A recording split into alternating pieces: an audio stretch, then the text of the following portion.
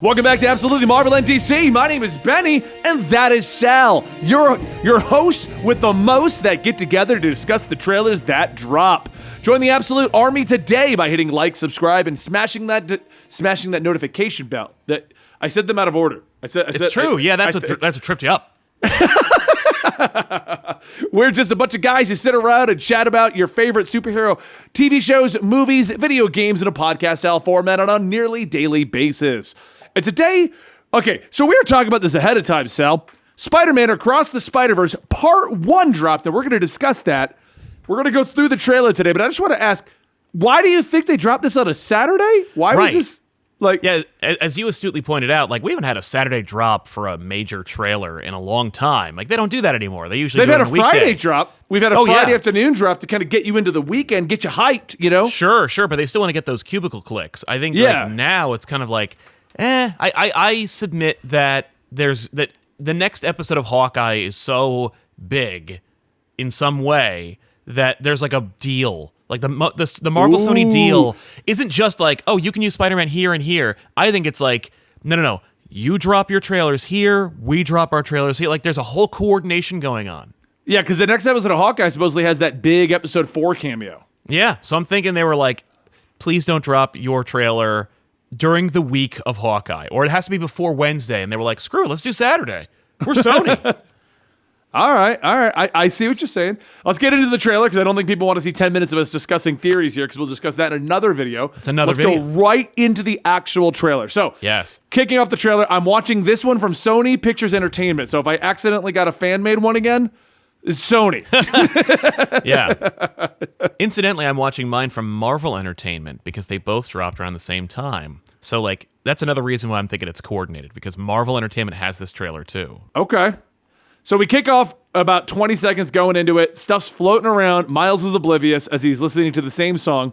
Yep. I want to give him crap for listening to the same song for like 2 to 3 years now, but that's me. I'll have the same one on loop. Like, that's fair. Plus, I think this is the next day. Oh yeah, didn't it end like that? Like it was like immediately after? Okay. Yeah, or at least it dovetails directly from the last moment from the last movie. Right. However, we don't know how far apart those two moments were. That's true. So we follow up on this. We find that he's got a little bit of a crush on Gwen. Shocking. I have an interesting question. I'm going to pause it here because she's webbing it up, because this isn't an official trailer as a first look. So we're getting a whole scene here. Exactly. I actually didn't think about this. How old is Gwen in this series? Because Gwen in the comics is like in her 20s. Yeah, I think Gwen is probably 17. You think it's 17? 17, maybe 18 now. The internet's going crazy with how she gets overly sexualized by artists and stuff like that, because Gwen in general is older in the comics. Right. And that made me realize, like, wait, how old is Gwen in this movie? Because she's not in her 20s in this movie. You know? No, she's definitely like around high school age. I want to say she's probably between 17 and 18, maybe on the cusp. Maybe like she will turn 18 in this movie, or she already is 18 by the time this movie happens. Because she's young enough that she was able to go to his high school and go as a student. So yeah, but still old enough to be able to work at Octavius's lab. So the reason I bring this up is the scene here is showing that he has a crush on her. Right. And so the question I'm wondering is, because we know Miles is around high school age, so like 14 to 16. So I was just kind of wondering, like, is this like a potential love interest for Miles they're going to do? Because they've explored that possibility in the comics. They have indeed. Yeah. So I didn't know if that's the direction they're going to go with this, but if she's in her 20s, like in the comics, and they're putting him at like 14, we got a lot of other issues going on here. I think Miles is probably 16 at the lowest level. I think she's 18 at the highest level. I think it's totally So you think they're in the range that we're not going to have to look at it creepy. weirdly. Okay. Especially in this movie. This movie really does a nice job. This movie has always done a great job of like portraying a Miles that like is established and has his own personality. His universe makes sense. And I think that the Gwen Miles dynamic works the best here than it does in the comics. So, okay, all right, yeah, all right. We'll move forward then. I was actually just kind of curious about that because by having him draw Gwen in this scene, where he has a crush, he has a crush on. He did in the first movie, but this is more cementing. We're going in that direction. I'll be honest. Looking at the page he's drawing, it's mostly just production art.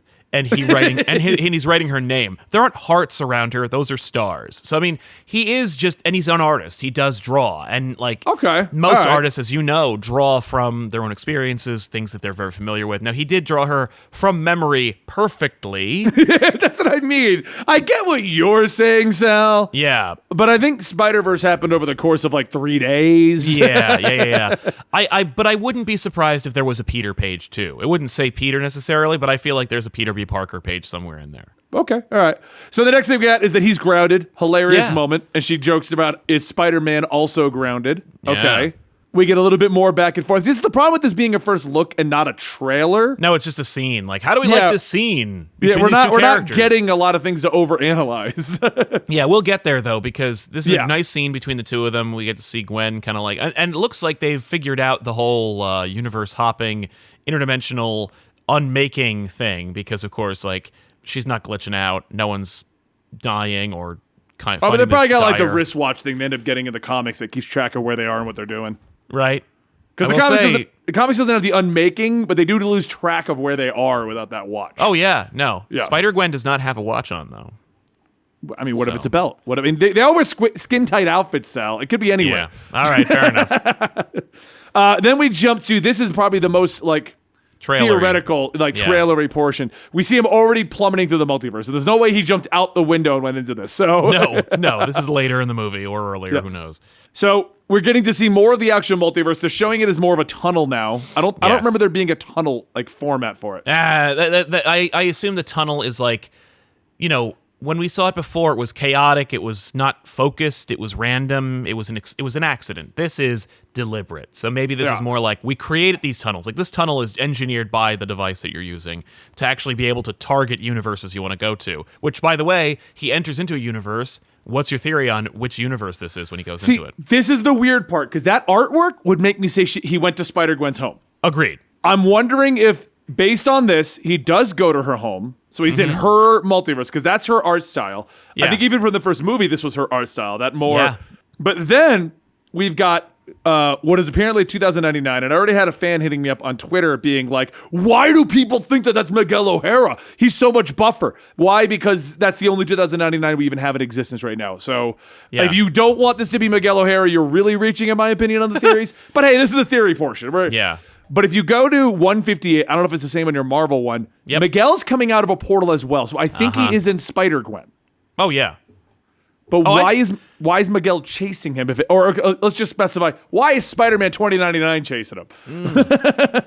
I mean, it's really early in the game, but my guess would be Miguel's job, or Miguel has taken it upon himself to preserve the Spider-Verse. Maybe the longer Spider-Men are in other people's universes, the more threatened it becomes. He's trying to, like, instead of just having a rational conversation of being like, hey, the longer you're in this universe, the more like unraveled reality becomes.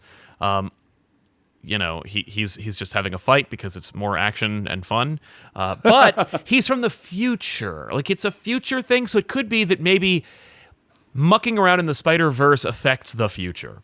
Yeah, I mean, so for those who don't know, he's right. 2099 is not a multiversal Spider-Man. He's a future Spider-Man. When he shows up, he's in the 616 timeline with Miles and normal Peter Parker. Yeah. Not Peter B. Parker. Peter, I don't know, just Peter 616 Parker, yeah. Yeah.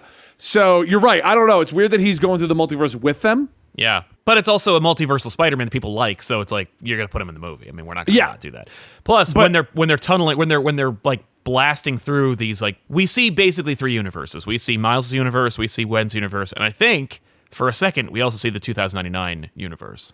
Well, if you go to 201, and this is why I was talking about the wristwatch, Miguel's got one. He does. Well, he got one at the end of the post-credit scene of the first movie. So this is established. Like, he has a wristwatch that allows him to slide between universes, which is why he did that in Earth 67 and did all the pointing. Right. Well, yeah. Exactly. You're pointing at me. But he dives out of the universe, as you said. The next one we're in, that looks like, I'm thinking that is either Penny Parker, the robot one. Oh, yeah. Or it's him. Yeah. It's Miguel. Yeah. I mean, what do you mean he goes through another one? He only goes to that one other universe. Well, I'm saying this, like, Miles goes through a portal. He ends up in Gwen's universe. Now the two of them tumble around, and then they end up in 2099. Or Penny Parker. Right. or Penny. Yeah, and that's it. That's all we got. We got that quick little, hey, fun back and forth between Gwen and Spider-Man. And then we've got Spider-Man swinging through, 2099 grabs him, throws him into undescript world. Yep. We don't have much to work with here. Why is 2099 here? Why has he got the wristwatch? How are they not being unraveled? What is Miles doing? Those are the questions we have at the moment, because this isn't even a true trailer. And why is he so buff? Yeah, why is he so... I honestly think I think it's an art style choice. I think him being in Spider-Gwen's universe is going to make him buff. If you go to... Is he still buff in the other universe? He looks pretty buff in the other universe. I'm thinking maybe like he was changed. Like maybe like him popping around in universes like changed him in some way or affected him. Or stylized choice. Yeah, they went. They did Noir was more lanky with the coat. Penny was like the anime girl. Maybe they're just like, we got to make him stand out as well. Right, make him bigger. Because in the comics, he looks identical to Peter when they're both in the costume. Like, height, size, everything. Like, yeah. Maybe they're just Same like, build. no, 2099, he lifts, bro. Right.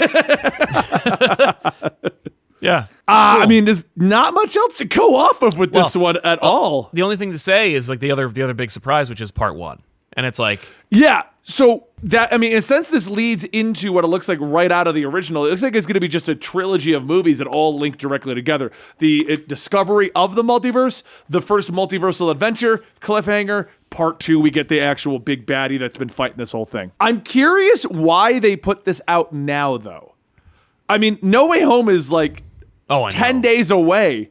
And instead, like, why wouldn't you put this in the front of No Way Home or a little bit after No Way Home? Right, and especially because the movie is releasing a little under a year from now. Yeah, exactly. If it was coming out in March, I got it. You're trying to get that hype going. Totally. Why are you putting this out?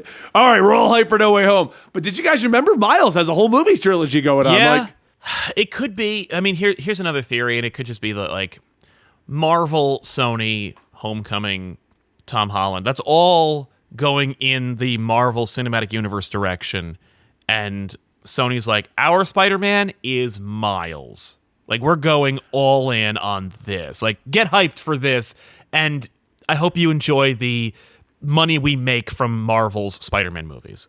But otherwise, we are creatively satisfied by making these. I mean, I think the creatives are. I don't think the executives are. No, the executives just happen. That's why they're Spider-Versing in No Way Home. I mean, yeah.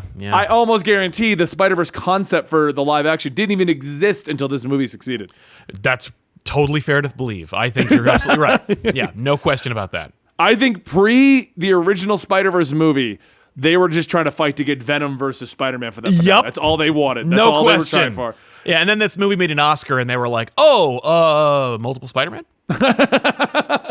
Hey, people seem to like that idea. Yeah. What if we did it live action? Yeah. Those guys are also alive, right? Yeah, those guys are all alive and not quite decrepit yet, so let's throw them into Spider-Man costumes. All right. I mean, there's not much more for us to say in this one, sadly. Do you have anything else you want to add to this one, Sal? No, I'm just excited. I think it's a great, I think the first movie was great. I think this movie will be fine. And I hope that it is, I hope it isn't like, the part 1, everyone's like, oh, part 1. And I'm like, it's Sony. Don't get too excited. I don't know why they even said that. They should have, part 1 should have like materialized as we got closer to it. And you'd be like, what the hell? You know why they did it?